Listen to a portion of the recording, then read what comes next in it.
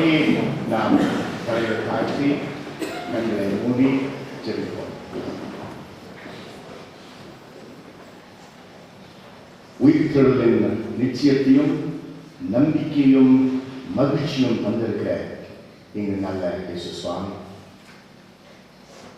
மரணம் என்பது முடிவல்ல, அதற்கு பிறகு ஒரு வாழ்க்கை உண்டு என்பதை உங்களுடைய வாழ்க்கை மூலமாக, உங்களுடைய உயிர்த்தெழுதல் மூலமாக நீர் எங்களுக்கு ஒவ்வொரு நாளும் கற்று தருகிறேன் சுவாமி.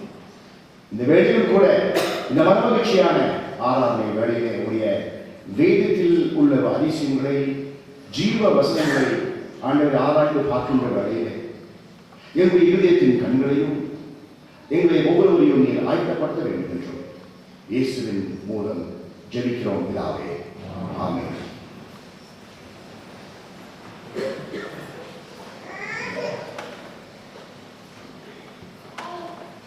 கிறிஸ்து உயிர்த்தெழுந்திருக்கிறார். Christ is risen. உங்கள் அனைவருக்கும் என்னுடைய கனிந்த ஈஸ்டர் நல்வாழ்த்துக்களை தெரிவித்துக் கொள்கின்றேன்.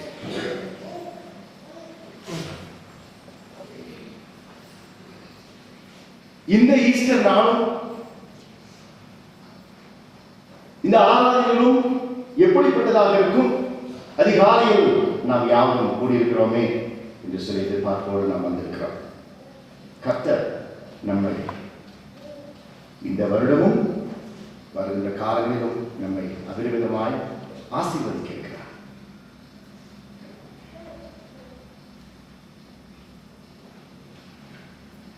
கொரியாவிலே கிறிஸ்தவர்களை ஈஸ்டர் பீப்புள் என்று சொல்லி அழைக்கப்படுகிறார்கள்.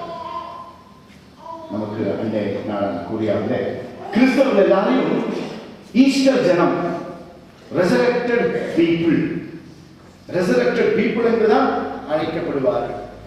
இந்தியாவிலே நம்மை என்னென்று அழைக்கிறார்கள்? கிறிஸ்தவர்கள், கிறிஸ்தவர்கள் என்று சொல்றார்கள். ஆனால் கொரியாவில் பாருங்க, உயிர்த்தெழுந்த மக்கள், உயிர்த்தெழுந்த ஜீவனை, உயிர்த்தெழுந்த ஜீவனுள்ள கடவுளை விசுவாசிக்கிற மக்கள் என்று சொல்லி அந்த அளவுக்கு அவர்கள் பெயர் கொண்டவர்கள். நம்முடைய விசுவாசம், நம்முடைய விசுவாசத்தின் மூளை கல் உயிர்த்தெழுதல். பில்லி கிரஹாம் ஒருவரை சொன்னார், நான் கிறிஸ்தவர்களுக்கு எதிரியாக இருந்தால் இந்த உயிர்த்தெழுதலை நான் இலக்காக வைத்து அதை முறியடிப்பேன் என்று சொல்லியிருந்தார். அப்படி என்றால் உயிர்த்தெழுதல் என்பது நம்முடைய விசுவாசத்திற்கு கார்னர் ஸ்டோன், கேப் ஸ்டோன் என்று சொல்கிறோமே, அப்படியாக அமைந்திருக்கிறது. அறிவர் லூக்கா, டாக்டர் லூக், நம்முடைய நற்செய்தியாளர், இன்றைய நற்செய்தியாளர், முதலாக இந்த ஈஸ்டர் அற்புதத்தை பெண்கள் அனுபவிக்கும்படியாக வைத்திருக்கிறது என்ன காரணம் என்று சொல்லி அதை குறித்து நாம் விவாதிக்கலாம். இல்லை, முதலாவதாக அதிகாலையிலே பெண்கள், ஸ்திரீகள் கல்லறையிடம் சென்றார்களே, அதிகாலையிலே சீஷர்கள் ஏன் போகவில்லை? The inner circle என்று சொல்கிறோமே, பர்சனல் அசிஸ்டன்ஸ், பர்சனல் செக்ரட்டரிஸ் எங்கு சென்றிருந்தார்கள்? கடவுளுக்கென்று அவர்கள் சேவை செய்ய வேண்டும் என்று சொல்லி அதிகாலையில் எழுந்து சென்றிருக்கிறார்கள். கந்த வர்க்கம், ஸ்பைசஸ், இதை வைத்து அந்த உடலை அபிஷேகம் செய்வது, அனாயிண்ட் என்று சொல்லப்படுகிறது. அது ஒரு வழக்கமான ஒரு சடங்காக இருந்தது யூத சரித்திரத்திலே. அதற்காக அதிகாலையில் எழுந்து சென்று போகிறார்கள். போகின்ற இடத்துல அவர்கள் ஒரு அதிர்ச்சிக்குள்ளாக, ஒரு பயத்திற்குள்ளாக அவர்கள் ஆளாக்கப்படுகிறார்கள். கல்லறை கல் புரட்டப்பட்டிருந்தது. அடுத்ததாக ஒரு அதிர்ச்சி, பிரகாசிக்கிற வெண்மையான உடைகளை தரித்திருந்த இரண்டு மனிதர்கள், உண்மையாகவே அவர்கள் தேவதூதர்கள். அவர்களை கண்டு இவர்கள் அஞ்சி அவர்களோடு சம்பாஷிக்கிறார்கள். ஒரு என்ன ஒரு கௌரவம், வாட் அன் ஆனர். யாருக்கும் கிடைக்கப்படாத ஒரு ஆசீர்வாதம் முதலாக கண்டுகொள்ளத்தக்கதாக, அனுபவிக்கத்தக்கதாக ஒரு பெரிய ஆசீர்வாதம், ஒரு மகிழ்ச்சி. இந்த 2 தேவதூதர்கள், இவர் இருவரும் இந்த ஸ்திரீகளோடு சம்பாஷிக்கிறார்கள் இல்லையா? அதிலே இந்த நாளிலே நாம் பார்க்க இருக்கிறது சில அறிவுரைகள். ஈஸ்டர் பீப்புள், வீட்டிலிருந்த கடவுளை விசுவாசிக்கிற மக்களுக்கு அறிவுரைகளாக வசனங்கள் மூலமாக நாம் பார்க்க போகிறோம். சில அறிவுரைகளை கொடுத்ததாக நாம் பார்க்கிறோம். எப்படியாக நாமும் ஈஸ்டர் பீப்புள், வீட்டிலிருந்த ஜனங்கள் என்று தகுதிப்பட முடியும்?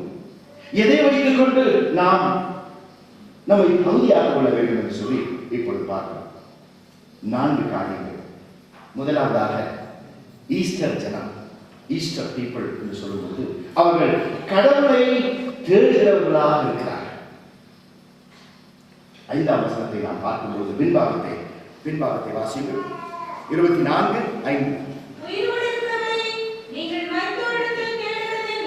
உயிரோடு இருக்கிறவரை, தேங்க்யூ, உயிரோடு இருக்கிறவரை தவறான இடத்திலே நீங்கள் தேடுகிறது என்ன? கடவுளை நாம் எங்கே தேடுகிறோம்? கன்ஃபியூஷன் ஆகும். எந்த சத்தியம் கரெக்ட், எந்த கோயில் சரியான கோயில், எந்த இடத்துல நான் ஆராதிக்க வேண்டும், ஆராதனை செய்ய வேண்டும்? உயிரோடு இருக்கிறவரை ஏன் இங்கு தேடுகிறீர்கள்? கடவுளை தேடுகிறவர்கள் ஈஸ்டர் ஜனமாக இருப்பார்கள். பாருங்க, இப்படி ஒரு கேள்வி கேட்டதும் குறைந்தபட்சம் ஸ்திரீகள் தேடினார்களே. நம்ம சீஷர்கள், நம்ம வீரர்கள் என்ன பண்ணிட்டு இருந்தாங்க? தெரியல, தேடணும் என்ற வாஞ்சையே இல்லாமல் இருந்திருக்கிறது. சீஷர்கள் மாறாக பயந்து போய் பூட்டின கதவுக்கு பின்னாக ஒளிந்து கொண்டிருக்கிறார்கள். ஆக கடவுளை தேடுகிறவர்களுக்கு எரேமியா தருகிற ஒரு அருமையான ஒரு வசனம் பழைய பாட்டிலே, உங்கள் முழு இருதயத்தோடு தேடுவீர்களானால் என்னை கண்டுபிடிப்பீர்கள். 29:13. மிக அருமையான ஒரு வசனம். முழு இருதயத்தோடு என்னை தேடுவீர்களானால் என்னை கண்டுபிடிப்பீர்கள், கண்டுகொள்வீர்கள். கடவுளை தேடுகிற பிள்ளைகளாக, விசுவாச உள்ளங்களாக நாம் தொடர்ந்து நம்முடைய வாழ்க்கையை சீர்படுத்தி ஏற்படுத்தி அந்த ஆசீர்வாதத்துடாக நம்மை செல்ல, நம்மை நடத்த நாம் முற்பட வேண்டும். அந்த கிறிஸ்தவ வாழ்க்கையே ஓட்டுறது நம்ம 4 சக்கரம் என்னது? Christmas, Easter, new year, good Friday. Very good.